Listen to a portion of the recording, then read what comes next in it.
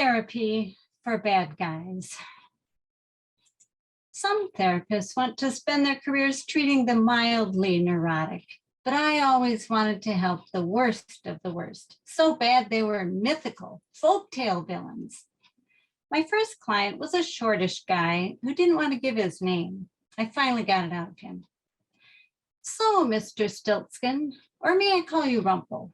I asked. You steal other people's children. Tell me about that. I want to be a father. I want it so bad. I've tried solving women's problems, teaching them skills, blackmail. Nothing works. It took him a while to see the obvious. Mr. Stiltskin, I said, do you realize how talented you are? Not everyone can spin straw into gold. Do you really think no woman would marry you and have your child? You're a legend. I'm going to recommend a book to you. Why Am I Afraid to Tell You Who I Am? And I run a relationship support group. Might you join? My next client came in seething and tearing at his enormous blue beard. Why are women such snakes and liars? I give them clothes, jewels, the keys to the castle, and still they do the one thing I ask them not to. Go into the locked room. It sounds like you're really angry, I said. I'm so mad I could just kill them and store their bodies in a locked room. I said, Mr. Beard, I can't help noticing you're handing these women the tools to betray you with, like the key. What do you think would happen if you took the key with you or brought your wife along? Would you like to meet others who struggle with relationships? My support group was growing. The big bad wolf knocked on my office next.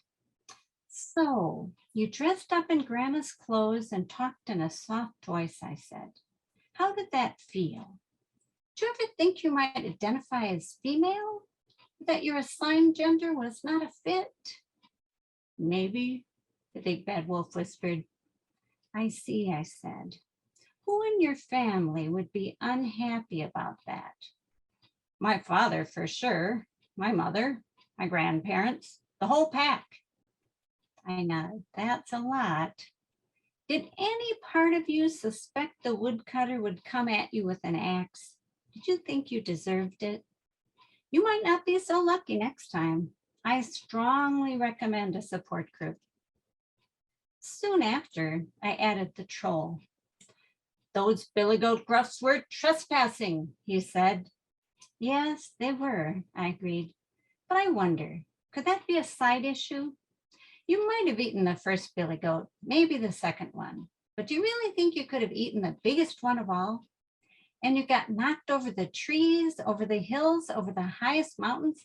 That sounds extremely painful. I was in traction for 6 weeks, the troll said.